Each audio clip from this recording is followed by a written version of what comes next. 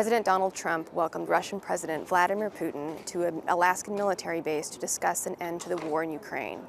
President Trump greeted President Putin with a red carpet. They both walked out of their airplanes at the same time, shook hands, smiled warmly for the cameras, and rode off together in the presidential limousine, talking. President Putin could be seen with a large grin on his face as they went off together to meet. Mr. Putin, will you commit to not killing any more civilians? Thank you, press. Let's go. Come on, guys. Thank you, press. Mr. President, Thank you, press. President Putin. И чем быстрее, тем лучше, до завершения конфликта на Украине. Благодарю вас за внимание. Well, thank you very much, Mr. President. That was very profound. And I will say that today I've always had a fantastic relationship with President Putin, with Vladimir, but we had an extremely productive meeting and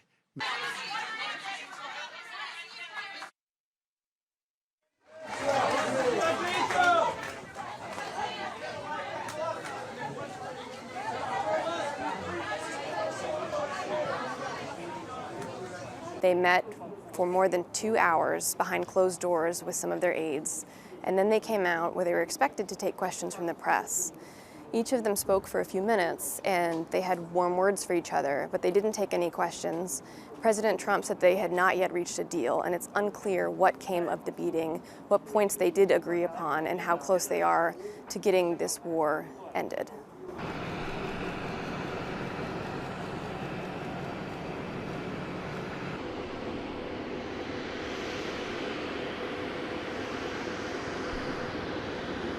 И чем быстрее, тем лучше, до завершения конфликта на Украине. Благодарю вас за внимание. well, thank you very much, Mr. President. That was very profound. And I will say that I believe we had a very productive meeting. There were many, many points that we agreed on, most of them, I would say, a couple of big ones that we haven't quite gotten there, but we've made some headway. So there's no deal until there's a deal. I will call up NATO in a little while. I will call up the various people that I think are appropriate, and I'll, of course, call up President Zelensky and tell him about today's meeting. It's ultimately up to them. They're going to have to agree with what Marco and Steve and some of the great people from the Trump administration who've come here, Scott and John Ratcliffe. Thank you very much. But we have some of our really great leaders. They've been doing a phenomenal job. We also have some tremendous Russian business representatives here. And I think, you know, everybody wants to deal with us. We've become the hottest country anywhere in the world in a very short period of time. And we look forward to that. We look forward to dealing. We're going to try and get this over with. We really made some great progress today. I've always had a fantastic relationship with President Putin, with Vladimir. We had many tough meetings, good meetings. We were interfered with by the Russia hoax. That made it a little bit tougher to deal with, but he understood it. I think he's probably seen things like that during the course of his career. He's seen it all. But we had to put up with the Russia hoax. He knew it was a hoax, and I knew it was a hoax. But what was done was very criminal. But it made it harder for us to deal as a country in terms of the business and all of the things that we'd like to have dealt with. But we'll have a good chance when this is over.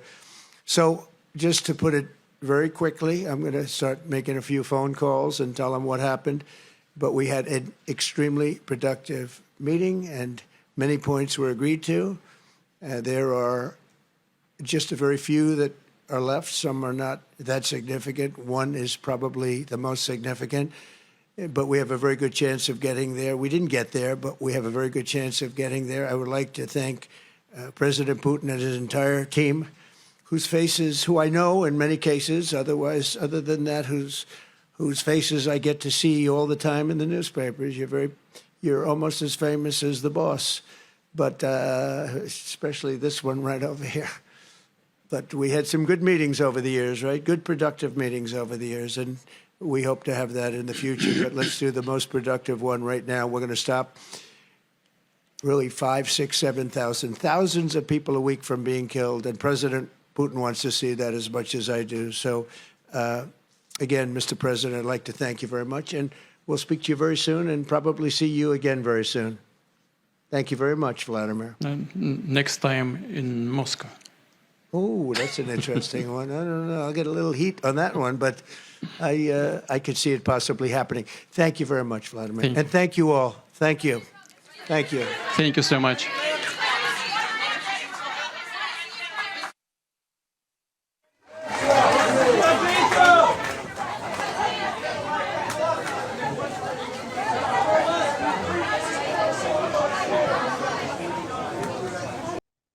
Well, the first thing is that the press conference was startling, even bizarre, in the sense that the meeting was expected to last maybe 6 hours and broke up after about 3.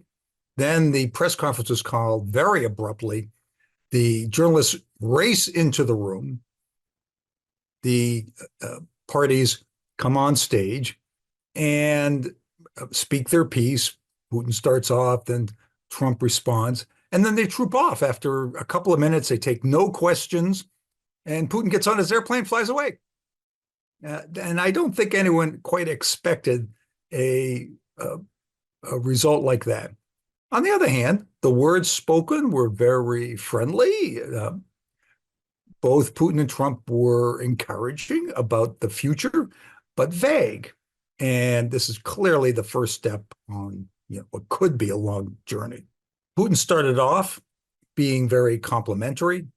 He pointed out that there were 700 place names in Alaska that trace their roots to Russia, that there are Russian Orthodox churches in Alaska, and that, in fact, the 2 islands that are closest together are only about 2 miles, 4 kilometers apart. So he said that we are really brothers. He also complimented Trump. He said that the war might not have happened under Trump and that it was Biden's fault. And this is something, of course, Trump has claimed. So he was flattering Trump. And Trump, in return, was very grateful, but cautious, which was reassuring. In the sense, he starts off by saying there's no deal until there's a deal, and that there had been very good discussions, that those would continue. There were a few issues that needed to be finished, and one big issue, he didn't say what it was. I suspect it was about territory and about territorial sweeps. So not clear what the next step is. Another encouraging thing was Trump saying that the Europeans and Ukraine, President Zelensky, had to be part of this agreement. And that had not come through quite clearly, again, about a week ago. The concern is that the pressure will go on to Zelensky to give up territory, to make an end to the conflict and get it over with, as Trump would say. The Ukrainians are very reluctant to give up territory. Now they're in a tough spot because the Russians occupy about 16% of Ukraine. They're increasing that. They think they're winning. And Ukraine really has no theory of victory about how they're going to get the Russians out. So claiming that they will only accept a complete Russian withdrawal is just not realistic, unfortunately. I think they will resist giving up any additional territory. Another thing we should keep in mind is that these negotiations can sometimes go on for a long time. The negotiations to end the wars in Korea and Vietnam went on literally for years while the fighting also went on. So the fact that we've taken a first step is encouraging, but there are so many details to work out that it might just take a long time before there's any deal announced.